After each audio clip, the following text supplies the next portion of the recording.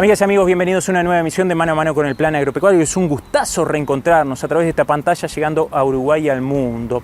Hoy con muchísima información estuvimos charlando con el doctor Alfredo Frati, ministro de Ganadería, Agricultura y Pesca, sobre la garrapata, un flagelo que está afectando a los predios ganaderos. Antes muy focalizado en el norte del país, hoy un poco más extendido, por eso hay que estar mirando, monitoreando y pensando qué realizar. A esto se refiere el ministro. También vamos a estar charlando con el doctor Germán Álvarez sobre meteorismo, qué es, cuáles son los síntomas, cuál es el tratamiento, cómo se previene.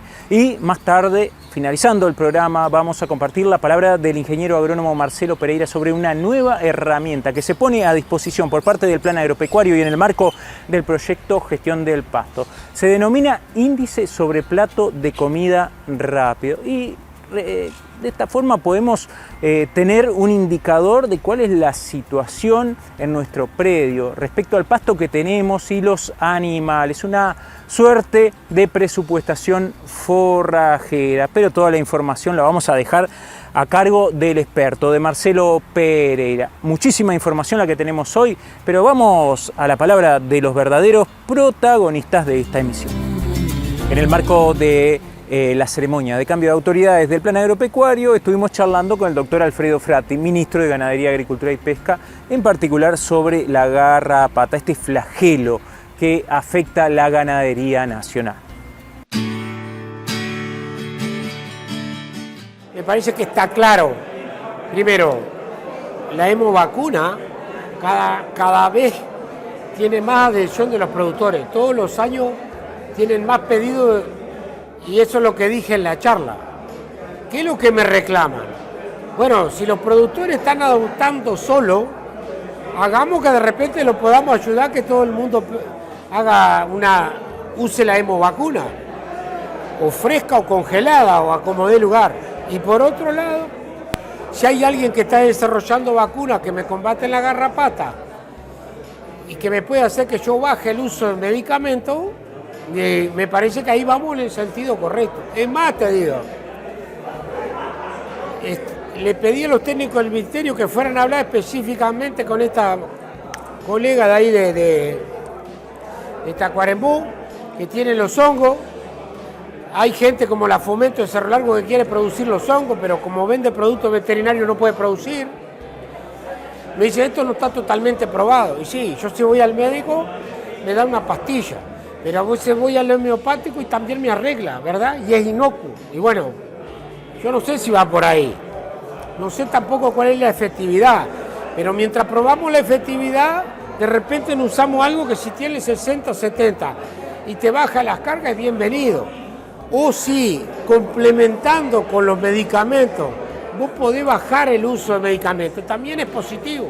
Hay que facilitar que esa iniciativa que tienen que ver con lo biológico y lo sustentable, puedan florecer. Planteamos que uno de los desafíos debe ser una lucha contra la garrapata, va en ese sentido, una planificación para todo el país, que va a ser difícil, porque yo he estado de los dos lados, como productor, y eso es difícil, ¿no? Como lo decía acá, yo no tengo garrapata, ¿por qué me hace? Y bueno, te doy la opción que capaz en vez de usar un medicamento, capaz que usás un antihelmíntico que sirve para la garrapata y ya te ayuda para producir mejor. Pero haceme caso, porque si es una campaña nacional, es una campaña nacional. Las tosas creo que terminó teniendo suceso por eso, porque la generalizamos, es obligatoria, la entrega el Estado y bueno, y terminamos saliendo del circuito no tóxico, ¿verdad? Bueno, y yo creo que hay que pensar en clave de país, en una campaña en ese sentido.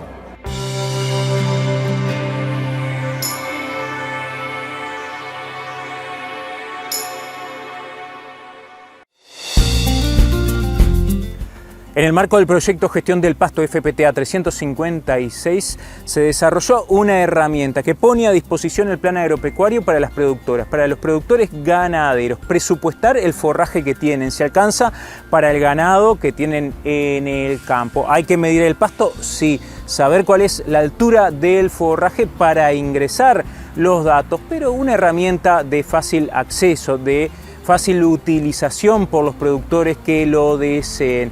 A esta esta aplicación web o herramienta se refiere el ingeniero agrónomo Marcelo Pereira.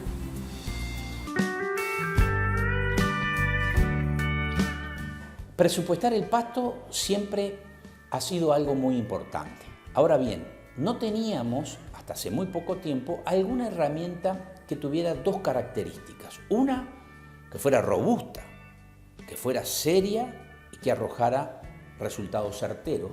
Pero por otro lado, que fuera simple, que fuera fácil de aplicarla. En un proyecto que sucedió hace varios años, el FPTA 345 de pasto a carne, se desarrolló una herramienta que se dio por llamar el índice sobre plato de comida. Esto fue realizado en forma conjunta con los productores y de ahí su gran valor. Es una herramienta que permite saber del plato de comida que precisa cada categoría, qué tan lleno está ese plato. Es decir, ese plato puede estar lleno, puede estar desbordado, o puede estar a medio llenar o prácticamente vacío. Ahora, ese índice de plato de comida se construye de los requerimientos que tienen los animales de existencia de pasto en pie en los potreros. Eso fue calculado por la experimentación, tanto por Facultad de Agronomía como por el INIA, pero también está el hecho de decir cómo cuantificamos la cantidad de pasto que hay en los campos. Para eso utilizamos una regla semáforo que fue también diseñada y creada por el profesor Elvio Berreta en un proyecto UFIP en conjunto con Nueva Zelanda, que nos permite a través de medidas de la altura del tapiz cuantificar cuánto pasto hay. Ahora, es necesario medir. Dando un paso más allá en la simplificación, acabamos de diseñar una aplicación que permite en forma rápida, ingresando la cantidad de animales que tenemos en un potrero y la altura estimada a partir del ojo, rápidamente nos da cuál es el índice de plato de comida. Rápidamente podemos saber si en ese potrero nos está sobrando el pasto o nos está faltando el pasto. El ojo puede ser un buen estimador si lo entrenamos. Es decir, que debemos comenzar estimando, pero cada tanto haciendo alguna medición para calibrar el ojo para ver si esos 7 centímetros que decimos que hay realmente son 7, son 8 o son 5. Entonces el ojo se calibra con entrenamiento. Los productores todos los días recorren esos potreros. El ojo fácilmente se puede calibrar y es una herramienta que nos va a decir cómo está nuestra situación forrajera en forma muy rápida, pero también muy importante, en forma muy simple. Así que los invitamos a concurrir a la página web del Plan Agropecuario y en las herramientas estará la aplicación del índice sobre plato de comida rápido. La operativa para usar el índice de plato de comida les pide algunos datos. Les pide el dato de los animales, donde tiene una lista desplegable donde uno puede elegir las diferentes categorías. Tiene que poner el número de animales que hay en ese potrero y el peso estimado de cada animal. Por otro lado, demanda información sobre el potrero, el nombre del potrero, el tamaño en hectáreas de ese potrero. Y finalmente solicita la altura, y la altura se refiere a la altura promedio que estimamos visualmente o a partir de medidas de ese potrero.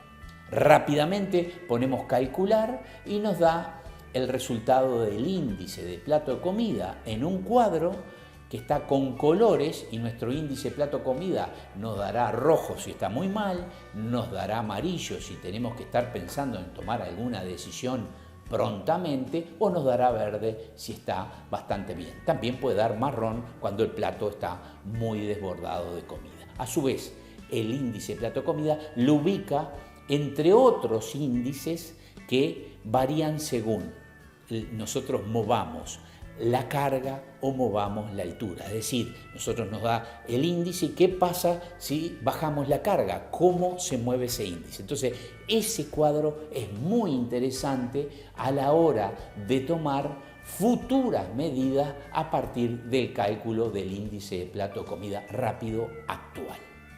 Las medidas que podemos tomar a partir del índice de plato de comida son medidas que se pueden mantener en el tiempo o no. ¿Qué quiere decir eso? Que si calculamos un índice de plato de comida en primavera y de existir buenas temperaturas y buenas lluvias, ese índice de plato de comida puede variar. Entonces es necesario volverlo a calcular o estimar el índice de plato de comida. De allí la importancia de esta aplicación, porque en otras estaciones, sobre todo a partir del mes de junio, es dable esperar que si no hay una alta proporción de pasturas mejoradas, el índice de plato de comida vaya en descenso. Ahora bien, en primavera puede ir aumentando porque las tasas de crecimiento aumentan día a día y eso puede cambiar y se hace necesario calcular con más frecuencia el índice de plato de comida.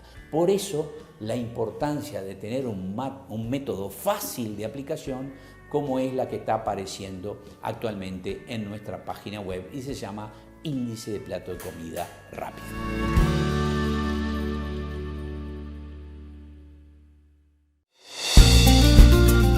Bien, allí teníamos la palabra del doctor Alfredo Frati, ministro de Ganadería, Agricultura y Pesca, y del ingeniero agrónomo Marcelo Pereira. Políticas de Estado pensando en un flagelo como la garrapata, una herramienta que se pone a disposición por parte del Plan Agropecuario en el marco del proyecto Gestión del Pasto para todas las productoras, para todos los productores ganaderos. En el próximo bloque vamos a estar hablando sobre meteorismo, timpanismo como se lo conoce en algunos lugares, cuando se hinchan los animales por el consumo de alguna pastura en exceso y bueno, y provoca en muchos casos muerte. Al respecto vamos a estar charlando con el doctor Álvarez luego del espacio publicitario, así que no se vayan, que lo que viene es muy interesante.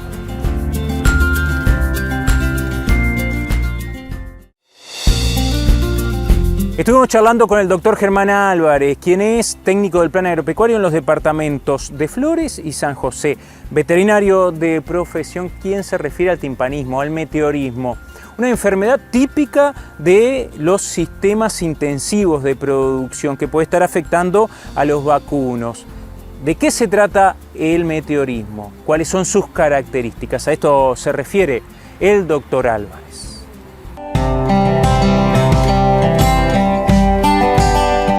Bueno, cuando nos referimos a meteorismo, meteorismo espumoso en este caso, nos estamos refiriendo a verdad, una distensión anormal del rumen, lo que es el rumen, el retículo de los rumiantes,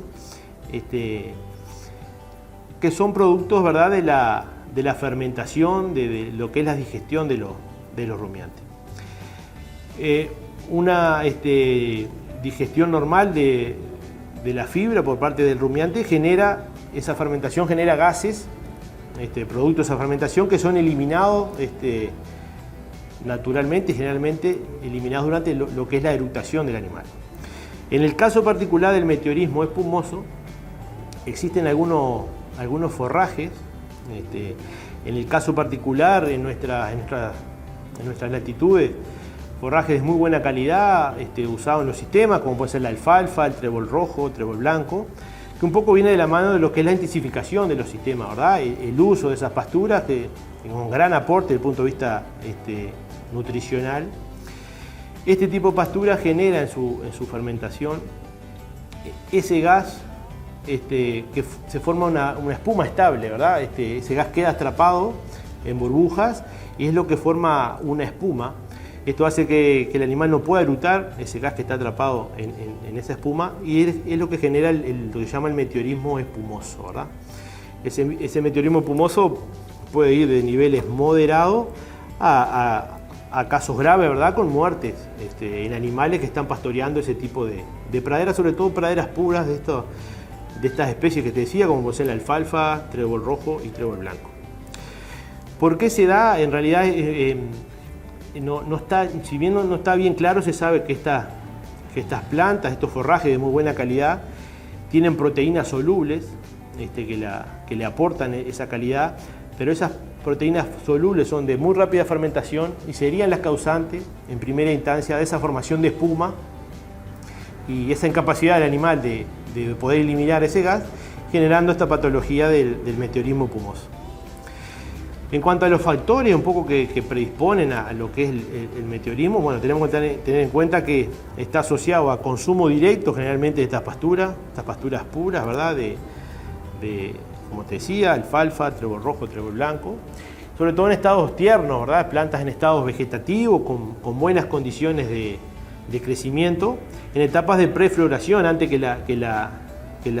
estas praderas florezcan, ¿verdad? Entonces, generalmente las épocas más comunes que se da el meteorismo espumoso son los pastoreos que se dan sobre todo en la primavera, donde están los crecimientos exuberantes de esta pastura, y en el otoño también, como particularmente este otoño en particular, que han venido muy beneficiosos para el crecimiento de este tipo de pastura, que sabemos que genera algunos problemas con el meteorismo.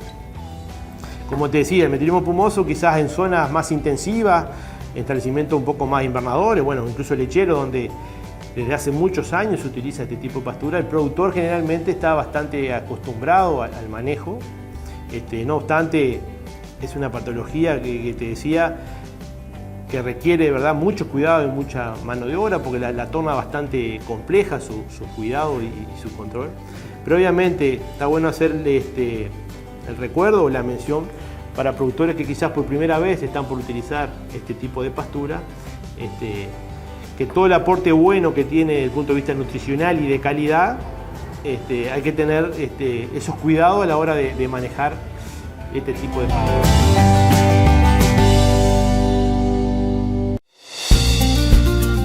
El doctor Álvarez nos contaba que era el meteorismo, pero ¿cuáles son los síntomas característicos de esta enfermedad? ¿Cuáles son los posibles tratamientos para aquellos animales que son afectados?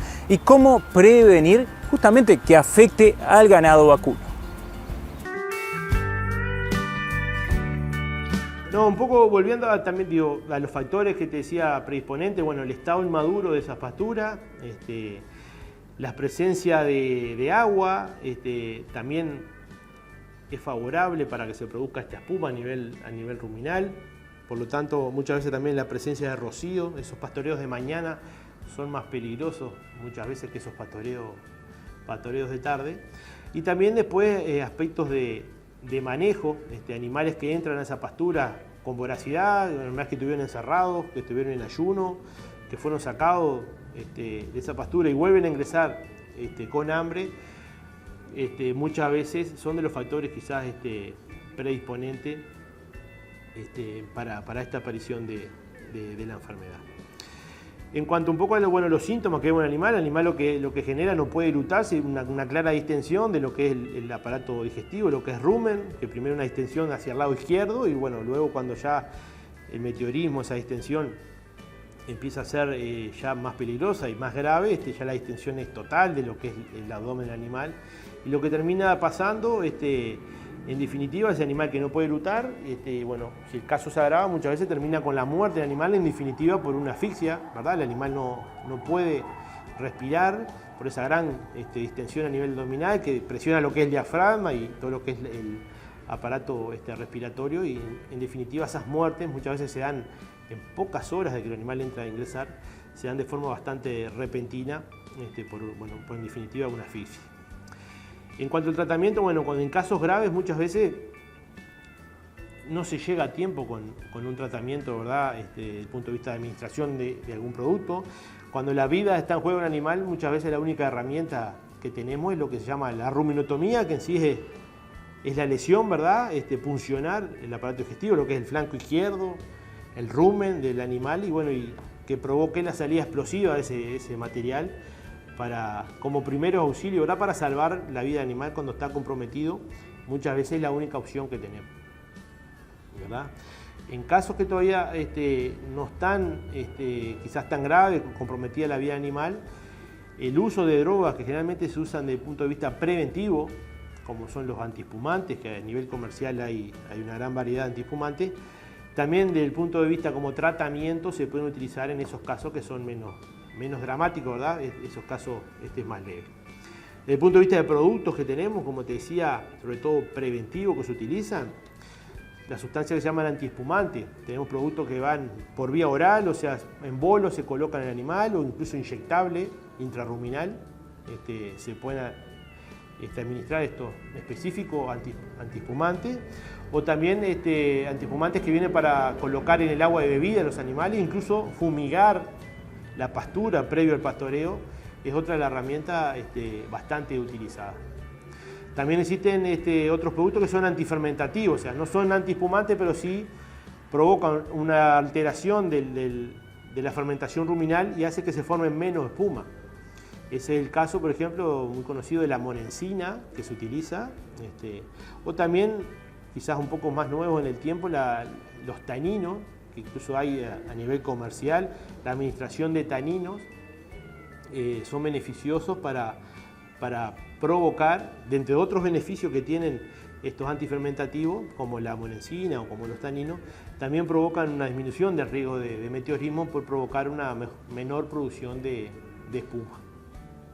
Después alguna medida también ya preventiva, aparte de estos específicos que te decía que se utilizan de uso animal y también de uso en la pastura, también el manejo es fundamental para prevenir en cierta forma el problema de meteorismo.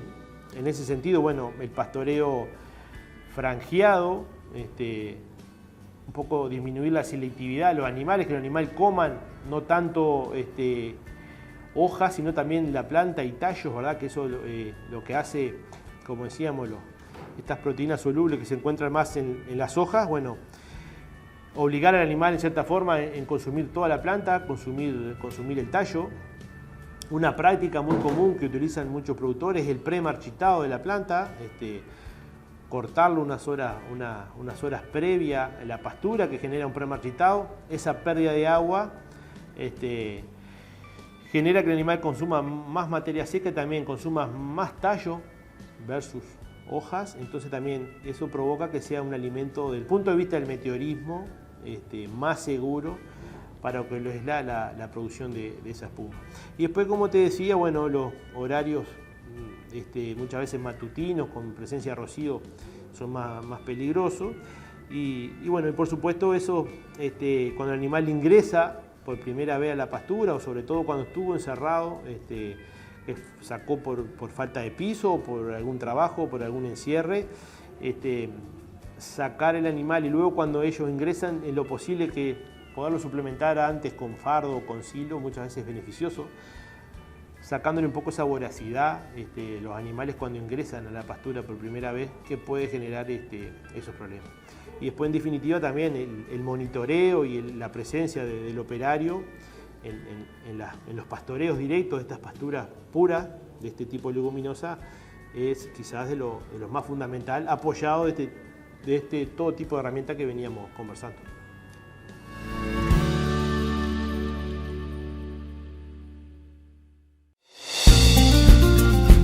Amigas y amigos, ha sido un gustazo haber compartido otra emisión de Mano a Mano con el Plan Agropecuario. Les invitamos a que nos acompañen la próxima semana con más información, recomendaciones técnicas, experiencias de productores aquí en este lugar y a esta misma hora. Y no se olviden de visitar la página web institucional planagropecuario.org.uy, donde van a encontrar toda la información de una institución de extensión y capacitación, publicaciones, programas de radio, de televisión, herramientas, actividades de extensión en diferentes puntos del país, así como actividades de capacitación a distancia o presenciales. Muchísimo para ver en planagropecuario.org.uy. La invitación queda hecha y la otra, por supuesto, que nos acompañen la próxima semana en este mismo lugar y esta misma hora.